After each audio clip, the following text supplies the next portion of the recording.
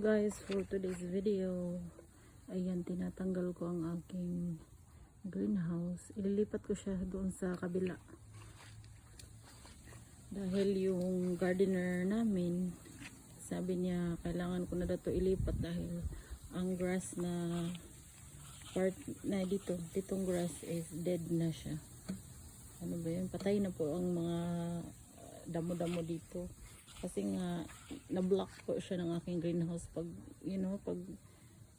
tuwing magano yung sprinklers, hindi siya darating dito dahil nga lagi siyang natabunan ng greenhouse. So ililipat ko dun sa kabila. So, bago ko siya tuluyang yung mga ano ko ba, yung kamatis ko rin is ano na siya, patay na. So pero meron pa siyang mga hinog na ganito. Tanggalin ko muna siya. Harvest ko muna to. Tsaka ko na puputulin yung puno. Ayan, mayroon pa namang nakukuha. Sayang din naman ito. Ayan. Tanggalin na lang muna natin. Tingnan nyo guys, pati aso namin, oh. Diyos ko. So talaga laging involved itong aso. Kulang sa pansin ng aso. Ayan. Lily. Rondo na Lily. Mamaya na guys. Ibibideo ko yung iba dahil panay sunod sa akin ng aso. Diyos ko. Walang tigil. Laging nakasunod. Konti na lang talaga ang bunga. Pero ayan. Okay pa naman to. Masarap to sa ginamos. Ayan. Yes. Itong mga talbos ng kamote, kunin ko na lang siya. Konti na lang din guys. Kasi inano ng aso ko nagdig siya ng lupa. Tapos ayan. Pati nga yung mga, tingnan mo yung carrots ko, lumilitaw na siya dahil binubunot ng aso. Para sa aking onions. Nagdig din siya guys. Oh, ito na lang ang naiwan. Ito. Dito ako sa garden. Tingnan nyo. Gusto din makisali talaga. Oh. Kulang talaga sa pansin to. Oh. Ayan. May konti pang talbos. Gulay ko na lang to. Dahil inubos naman ng aso eh. Isagay ko to sa munggo. Ayan. Ito din, bunutin ko na lang to. Ayan. Bunutin na lang natin. Binunot na ng aso yung iba eh. Ayan, sayang din. Ini guys, natrap siya sa natrap siya sa net. Yan na pala mo dyan. Grabe talaga to, likot. Diba, medyo okay din yung harvest ko guys. Last harvest. Bago ko palitan yung aking garden. Nagkakagulay din ng konti. Tapos punta din tayo sa kalabasa. Dito tayo sa may kalabasa. Ayan. Isa pa. Hanap tayo ng medyo kalabasa. We're ready to harvest na.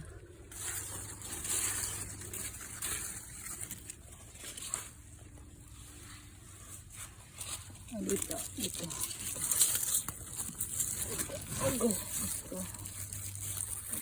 Ito. Kaya ko na siya. Ready na ito. Tanggalin natin. Okay, gusto. Paano? Alright, natanggal na. Ayan, diba? Ayan tayong kalabasa.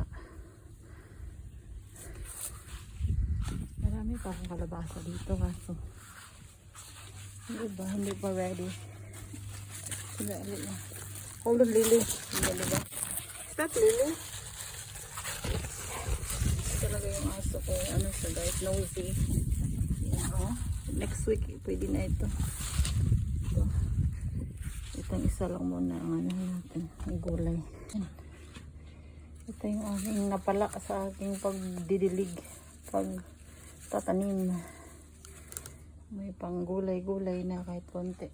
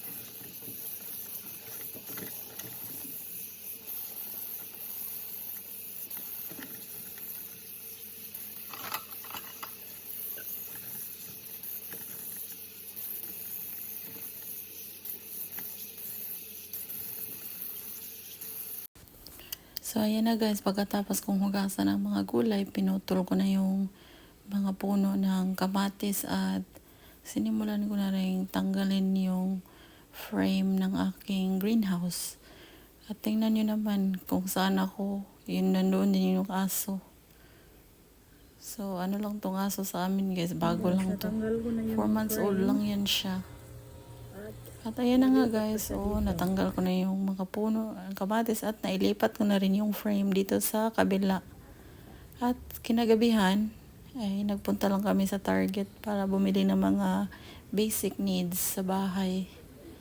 Sinama ko na rin itong anak ko dahil gusto ko siya rin pumili ng mga snack niya sa school dahil back to school na nga. So, ayan, kumuha lang ko ng mga basic, yung lalagyan ng sandwiches.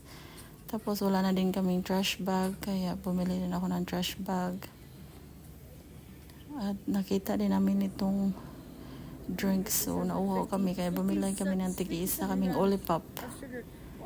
Ako ganyan ako, tinitingnan ko yung likod kung ilang grams ng sugar. Kaya ayan, feeling healthy ha, kahit mataba, charis. At ayan, bumili din ako ng beef. At saka itong hummus, masarap tong hummus, i-dip yung mga chips, ng ganyan. Tapos, yogurt din. Very important, may yogurt. Sabi nila maganda daw yung yogurt, lalo na sa mga babae. Maganda talaga ang yogurt. So, ayan, bumili ako ng yogurt. Tinitingnan ko talaga ang likod kung ilang grams ng sugar, ganyan. So, ito yung napili ko. Tapos, sweet potato fries. Masarap din ito pang merienda. Bumili din ako ng slice na turkey para minsan gagawa na lang ako ng sandwich para sa pabaon ng aking anak, at itong provolone cheese para simple lang. At pagkatapos ay nagbayad na din sa counter at uuwi na kami dahil gabi na rin. Pagpasok namin na sasakyan, ayan, ininom na rin namin yung nabili naming Olipop dahil yun na nga, sobrang uhaw na. Maraming salamat guys sa panonood. Have a good day. Bye.